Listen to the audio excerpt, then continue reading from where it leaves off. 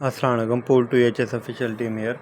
अच्छा स्टूडेंट्स, आप में से काफ़ी सारे स्टूडेंट्स के मैसेजेस आ रहे हैं कि सर आप हमें काइंडली फर्स्ट ईयर की बायोकेमिस्ट्री पे वीडियो बना के दें।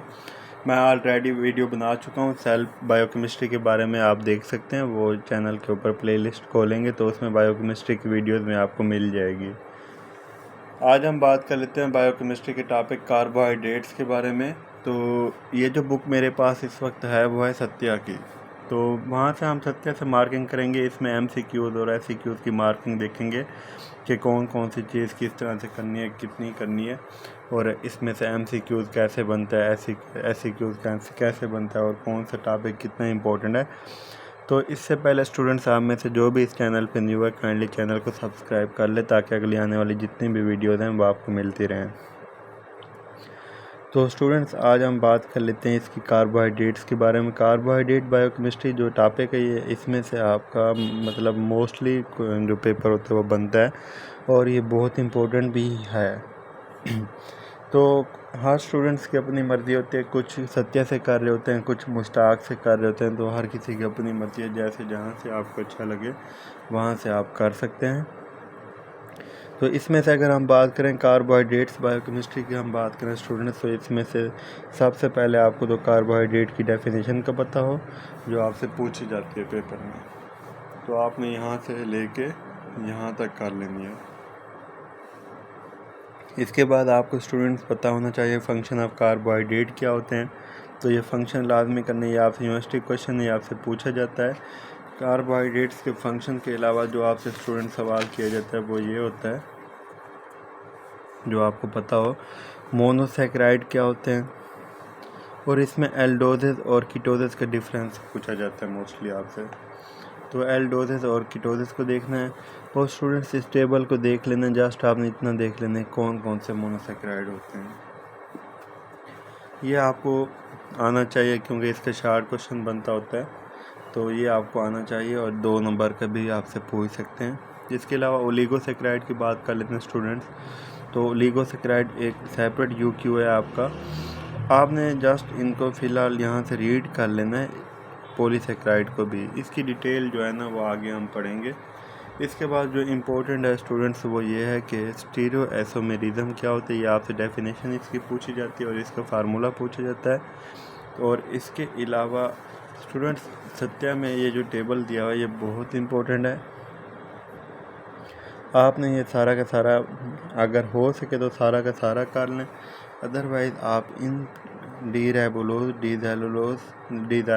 डीज़ैलोज इनको और डी ग्लूकोज और डी ग्लैक्टोज इन सबको आपने लाजमी कर लेना है। अगर आपसे सारा हो सकता है तो वेल एंड गुड, अदरवाइज़ ये लाजमी कर लेना। ये सेपरेट यूनिवर्सिटी क्वेश्चन आपसे पूछे जाते हैं इसमें से।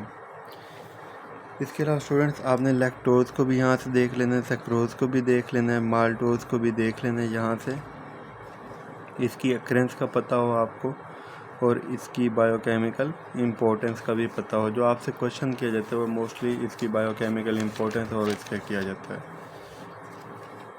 इसके अलावा स्टूडेंट्स अगर हम बात करें इस चैप्टर में से करने के लिए, तो वो एपीमर्स की डेफिनेशन आपको पता होनी चाहिए कि एपीमर्स की डेफिनेशन क्या है।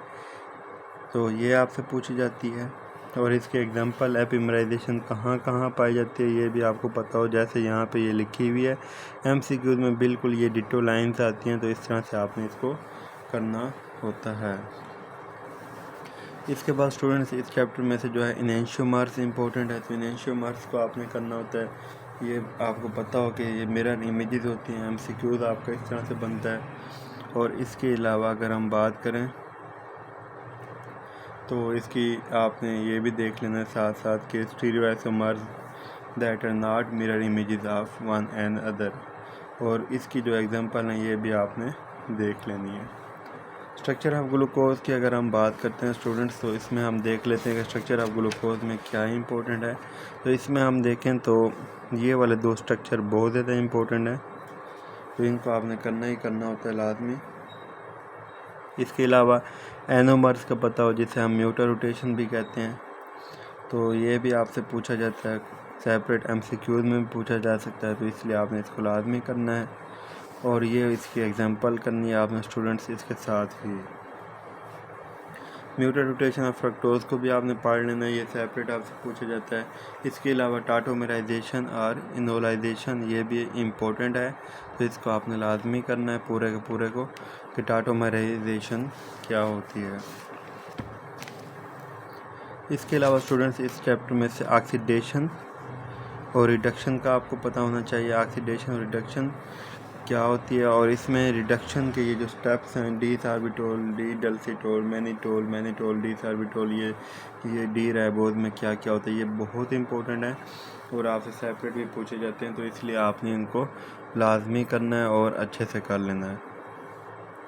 इसके अलावा स्टूडेंट्स इसमें से सार्बिटोल एंड डल्सिटोल अगर ये इनकी कॉम्बिनेशन हो जाए तो क्या होता है, ये आपसे मोस्टली पूछा जाता है, तो इसको आपने लाजमी करना है कि कैटरेक्ट किसकी वजह से बनता है, न्यूरोपैथी क्या है, न्यूरोपैथी किस में होती है, मैनिटोल की वजह से क्या होता है, ये सारा आपने करना है यहाँ से।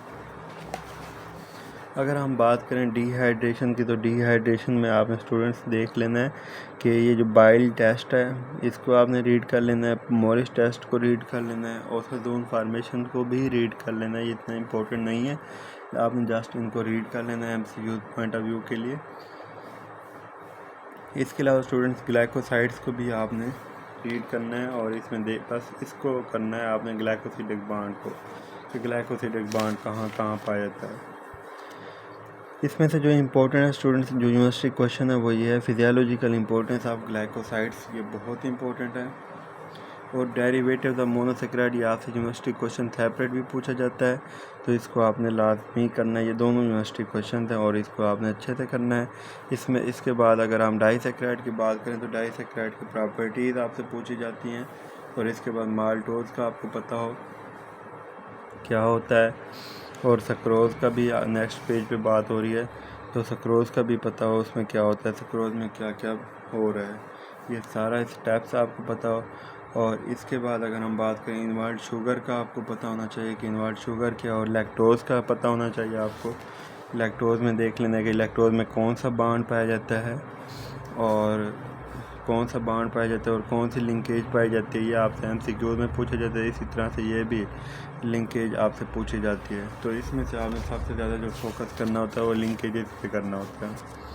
इसके अलावा स्टूडेंट्स इसमें से लैक्टोलोज़ की बात कर लेते हैं। लैक्टोलोज़ में भी आपने बिल्कुल वही चीज़ देखनी है कि इसमें क्या क्या पाया जाता है, कि लैक्टोज़ और फ्रक्टोज़, यही आपसे एमसीक्यूज़ पूछा जाता होता है।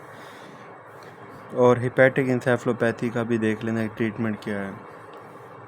पॉलीसेक्राइड की आपको प्रॉपर्टीज़ आनी चाहिए, होमोपॉलीसेक्राइड और हेट्रोपॉलीसेक्राइड में डिफरेंस पता होना चाहिए आपको। स्टार्च का पता हो कि इसमें कौन सा लिंकेज पाई जाती है और डेफिनेशन क्या है इसकी। और डेक्सट्रेंस और डेक्सट्रांस में आपसे डिफरेंस पूछा जाता है स्टूडेंट्स, तो डेक्सट्रेंस और डेक्सट्रांस को आपने लाजमी कर लेना है यहाँ से। इसकी ब्रेक डाउन प्रोडक्ट्स, स्टार्च और सब कुछ आपने यहाँ से देख लेना है।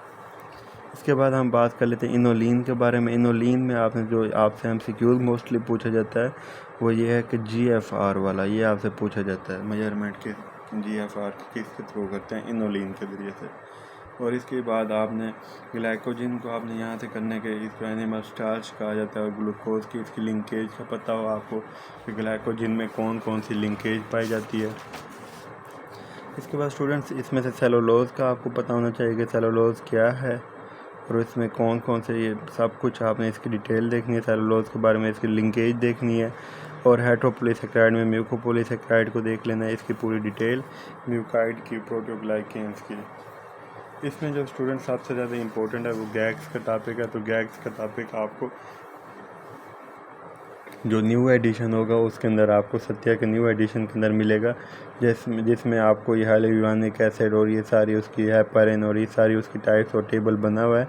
जो गैग्स का टेबल है वो लाजमी करना है स्टूडेंट्स, वो बहुत ज़्यादा इंपॉर्टेंट है। उसमें से आपको मोस्टली एक क्वेश्चन, अगर 1.5 क्वेश्चन आना होता है इसमें से, तो आपको 1.5 में से 1 मतलब क्वेश्चन जो है आपका इसमें से आ जाता है गैग्स में से, और इसको आपने लाजमी करना है हर हालत में। तो स्टूडेंट्स ये थी हमारी सारी की सारी कार्बोहाइड्रेट बायोकेमिस्ट्री की गाइडलाइंस। तो आपको अगर इसमें से कुछ समझ नहीं है और कुछ पूछना है तो आप कमेंट्स कर सकते हैं या इनबॉक्स कर सकते हैं। और स्टूडेंट्स आप में से जो भी इस चैनल पे न्यू है काइंडली चैनल को सब्सक्राइब कर ले, ताकि अगली आने वाली जितनी भी वीडियोज़ हैं वो आपको मिलती रहें। थैंक यू, अल्लाह हाफ़िज़।